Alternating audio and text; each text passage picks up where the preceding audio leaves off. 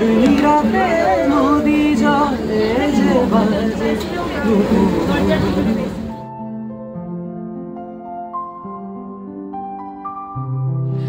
আজকে 15ই মার্চ 2025। এখন ঘড়ির কাঁটায় বাজে হচ্ছে সকাল 8:15। আর এখন আমরা চলে এসেছি ইন্ডিয়ান মিউজিয়ামের সামনে। ইন্ডিয়ান মিউজিয়ামের সামনে এসেছি তার একটা কারণ আছে, না ইন্ডিয়ান মিউজিয়াম যাব না আমরা আজকে যাচ্ছি হচ্ছে সুন্দরবন। এই ছুটিতে দুদিনের যে ছুটি দোলের পরে, তো সেটা ভাবলাম যে একটু কোথাও সামনাসামনি কোথাও কাটিয়ে আসি, সেই জন্যই ডিসাইড করলাম দুদিনের ছুটিতে আমরা সুন্দরবন যাই। তো এখানে সকাল 8:30 আমাদের গাড়ি আসবে, মানে আমরা যে ট্রাভেল এজেন্সির সাথে কথা বলে যাচ্ছি, সকাল 8:30 গাড়ি আসবে। তো এখান থেকে ওরা পিক করবে ইন্ডিয়ান মিউজিয়ামের সামনে থেকে। তো 8:30 সময় আমাদের পিক করে তারপরে আমাদের নিয়ে যাবে সুন্দরবনে। যতক্ষণ আমরা অপেক্ষা করছি ভাবলাম যে একটু সকাল সকাল চা হয়ে যাক, তাই চা খেতে চলে এসেছি যতক্ষণ না গাড়ি আসে। এই জন্য দুটো গাড়ি ওর হাতে চাপিয়ে দিচ্ছি, মানে একটা আমার একটা ওর। কিন্তু এখন আমি আপাতত মাল বওয়ার দায়িত্বে রয়েছি। গাড়ি আসবে, আমরা আস্তে আস্তে এগোবো চা খেতে খেতে। আপনাদের সঙ্গে দেখা হবে রাস্তায়, চলুন যাওয়া যাক। ফাইনালি আমাদের গাড়ি চলে এসেছে ইন্ডিয়ান মিউজিয়ামের এই সামনে, যে গাড়ি পিছনে দাঁড়িয়ে রয়েছে। আমরা এই গাড়িতে করে আজকে যাব।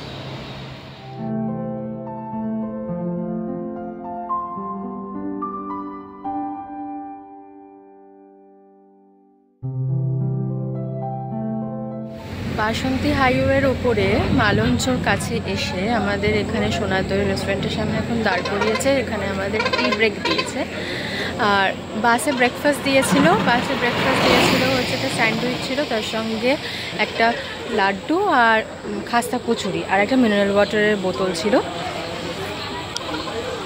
আর এখন এখানে টি ব্রেক দিয়েছে। তো আমরা এখন এই সোনার রেস্টুরেন্টের সামনে এসে দাঁড়িয়েছি। এখান থেকে এখন যেতে আরও মোটামুটি ধরুন আরও 2 ঘন্টা 1.5-2 ঘন্টা তো লাগবেই। তো মাঝপথে সেই জন্য ব্রেকটা ওরা দিয়েছে। এখন বাস থেকে এখানে আমাদের নামালো হচ্ছে গোদখালিতে। গোদখালি একদম এন্ড, এবার এখান থেকে নদীর শুরু।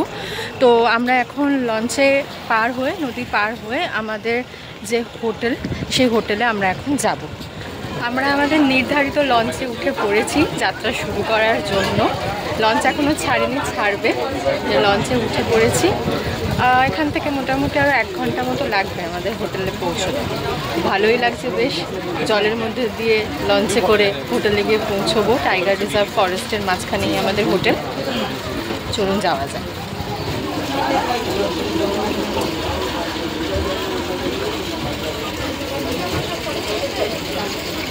লঞ্চে ওঠার পরেই আমাদের ওয়েলকাম ড্রিঙ্কস সার্ভ করা হলো। এটা খুব রিফ্রেশিং, মানে এত গরম, তার মধ্যে লঞ্চে উঠতেই সাথে সাথে আমরা ওয়েলকাম ড্রিঙ্ক পেলাম।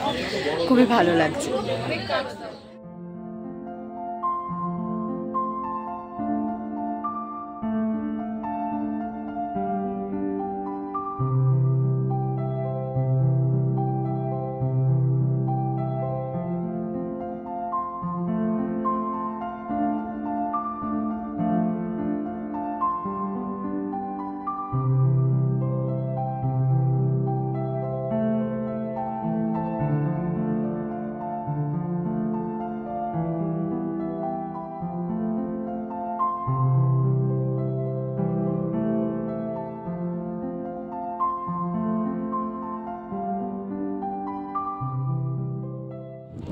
লঞ্চের সামনে এসে বসেছি, একদম পুরো খুব সুন্দর লাগছে। মানে নদীর মাঝখান দিয়ে যাচ্ছি, একদম দুধারে পুরো ম্যানগ্রোভ ফরেস্ট, খুব সুন্দর হাওয়াও দিচ্ছে, ভীষণ ভালো লাগছে। ট্রলারগুলো দেখা যাচ্ছে, ওই ট্রলারগুলো সব এখন বাংলাদেশ থেকে আসছে। বাংলাদেশ থেকে আমাদের হলদিয়াতে যাচ্ছে এই সমস্ত ট্রলারগুলো। ওদিকে বাংলাদেশ, ওদিক থেকে সব হলদিয়ার দিকে, মানে আমাদের ভারতে সব এই ট্রলারগুলো আসছে। আর সামনে গেলে ওই সাইডটা, সামনে যেটা দেখতে পাচ্ছেন ওটা জঙ্গল, এটা ভিলেজ, এই সাইডটাও ভিলেজ। তো আমরা ওখান থেকে ঘুরে গোমরের মধ্যে ঢুকে যাব। এবার যে নদীটার মধ্যে ঢুকবো সেই নদীটার নাম হলো গোমর। গোমর গোমর গোমর। আর সেটা 5টা জংশনের যে মুখ আপনাদের বলা হয়েছিল, যেটা হলো গোদাবরী, সেটা কালকের আপনাদের দেখাবো। সেটা কালকে গেলে আপনার এখন রিসেন্টলি স্যার 5 বছর হচ্ছে একজনকে ধরেছে বর্তমানে নিউজে ছিল মাছ ধরতে বেরিয়েছিল। হ্যাঁ, মাছ ধরতে গেলে এই 5 দিন আগে ধরেছে। তো স্যার এটা হলো এখানে আসবে না বাঘ, নদীর 4 সাইডে নেট দিয়ে ঘেরা, জঙ্গলটা সাইড থেকে নেট দিয়ে ঘেরা আছে যাতে ভিলেজে বাঘ না আসতে পারে।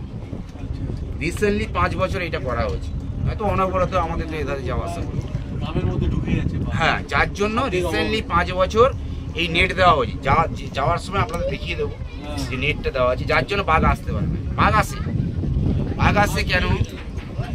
বাঘ যখন বাঘিনীরা বাচ্চা প্রসবের সময় হয়, পুরুষ বাঘগুলো বাচ্চাগুলো খেয়ে,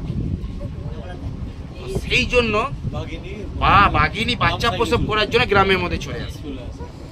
তো এবার নেট দেওয়া আছে, তো আসতে পারবে না এরকম নয়। আমাদের যারা নৌকো, যারা মাছ ধরতে যায়, তারা কি করে, ফট করে নেটটাকে এরকম কেটে দিয়ে নৌকো নিয়ে ভিতরে ঢুকে যায়। আর ওই কাটা আসার সময় আর রিপেয়ারিংটা করে না, ওইখান দিয়ে তার দায়িত্ব হলো সুন্দরবন উন্নয়ন পরিষদ, ফরেস্ট ডিপার্টমেন্টে যারা আছে তারা কিন্তু ঘুরে ঘুরে সেটা রিপেয়ারিং করে। চোখের নজরে না পড়লে বাঘ তখন ওই জায়গা থেকেই গ্রামের মধ্যে চলে আসে। কিন্তু রিসেন্টলি 5 বছর আগে থেকে অনবরত বাঘ যাওয়া আসা করে। প্রতিমায় চলে এসছে বাঘ এত স্পিডে সাঁতার কাটতে পারে, 10 মিনিটের মধ্যে ওইটা জঙ্গল আমরা দেখাবো আপনাদের, ওই সাইড দিয়ে নিয়ে যাচ্ছি, ওখান থেকে এপারে 10 মিনিটের মধ্যে চলে আসে, এত স্পিডে সাঁতার কাটতে পারে।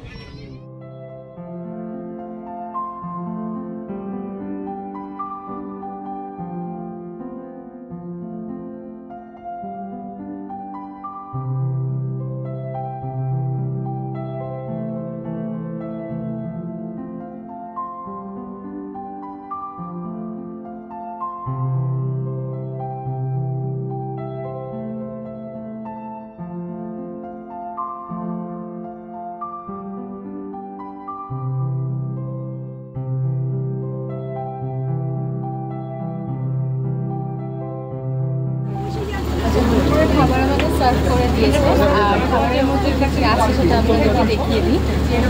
এখানে দিয়েছে হচ্ছে ভাত, তার সঙ্গে হচ্ছে ডাল পেঁয়াজ দিয়ে, আর এখানে হচ্ছে আলু ভাজা, এখানে হচ্ছে গলদা চিংড়ি দিয়েছে, চিংড়ি মাছের মালাইকারি, আর তার সঙ্গে হচ্ছে ভেটকি মাছ, আর তার সঙ্গে এখানে স্যালাড দেওয়া রয়েছে, শসা পেঁয়াজ আর লেবু।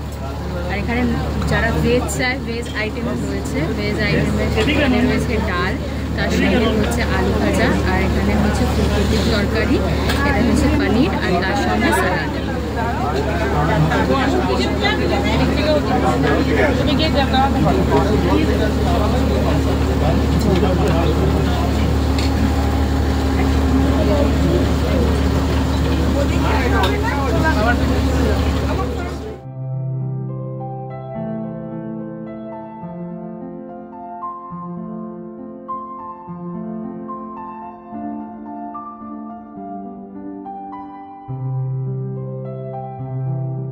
এখন বাজে 2:30, আর আমরা এখন এই সজনেখালি টাইগার রিজার্ভ ফরেস্টের অপোজিটে যে ঘাট, সেই ঘাটে আমরা এসে নামলাম।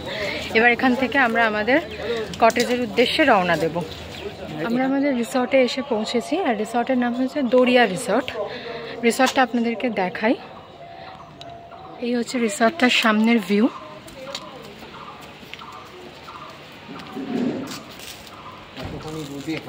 হাঁটাতে লোককে নিয়ে আসছে।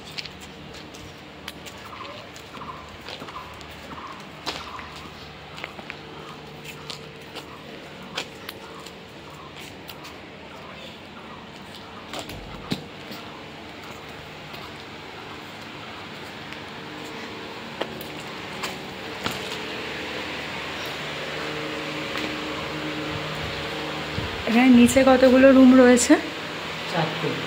4টে রুম। আর উপরে কটা রয়েছে দাদা? 4টে। উপরেও 4টে, নিচের 4টে নন এসি, আর উপরের 4টে নন এসি। সবই এসি। আচ্ছা,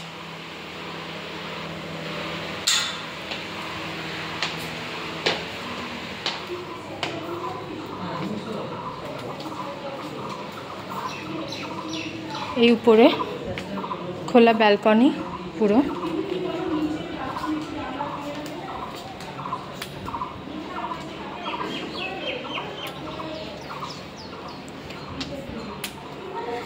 আচ্ছা, এই হচ্ছে আমাদের রুম। চল রুমের ভিতরটা ঘুরে দেখি। ঢুকতেই একটা খাট, ডাবল বেডেড খাট রয়েছে। এখানে কম্বল দেওয়া আছে, যদি রাত্রিবেলা ঠান্ডা লাগে তাহলে। এখানে টাওয়েল দেওয়া রয়েছে, সোপ দেওয়া রয়েছে, বেসিক অ্যামিনিটিসগুলো রয়েছে। আচ্ছা, এখানে মিরর রয়েছে, টিভিও উপরে রয়েছে। কতটা কি কানেকশন আছে এখনো পর্যন্ত চেক করিনি, আর ঘুরতে এসেছি, টিভি চেক করার দরকারও নেই। যাই হোক, এখানে টেবিল রয়েছে, টেবিলে জলের জাগ, তার সঙ্গে গ্লাস, সমস্ত কিছুই রয়েছে আশ্রয় দেওয়া। এসি রয়েছে সাথে। এই ওয়াল ডেকোরেশনটা তো ভীষণ সুন্দর লাগছে আমার, মানে একদম খাটের মাথার উপরেই ওয়াল ডেকোরেশনটা এত সুন্দর, খুবই সুন্দর। এই হচ্ছে বাথরুম, বাথরুমের কমোড, তার সঙ্গে বেসিন, গিজার রয়েছে, শাওয়ার, যা কিছু মানে বেসিক অ্যাকোমোডেশন, বেসিক কমোডিটিস যেগুলো দরকার পড়ে সবই বাথরুমে রয়েছে। রুমটা ভালো, স্পেশিয়াস, রুমটা খুবই সুন্দর। আচ্ছা, লঞ্চে যে খাবার দিয়েছিল, খাবারগুলো খুব সুন্দর ছিল, মানে এত ভালো ফ্রেশ মাছ, তার সঙ্গে স্বাদও খুব ভালো, মানে খাবার একদম বেশি রিচ নয়, খুব সুন্দর খাবার। আর এখানে আমাদের আস্তে আস্তে তো লঞ্চে খেয়ে দিয়ে তারপরে তো আমরা এলাম, আসতে এখানে 3টে বাজলো। 4টের সময় আমরা আবার বেরোবো লঞ্চে করে। আমরা সেখান থেকে 4টের সময় দেখতে যাব হচ্ছে বার্ড স্যাংচুয়ারি, তার সঙ্গে সানসেট। যখন যাব তখন আপনাদেরকে আবার 4টের সময় আমরা সাথে নিয়ে যাব।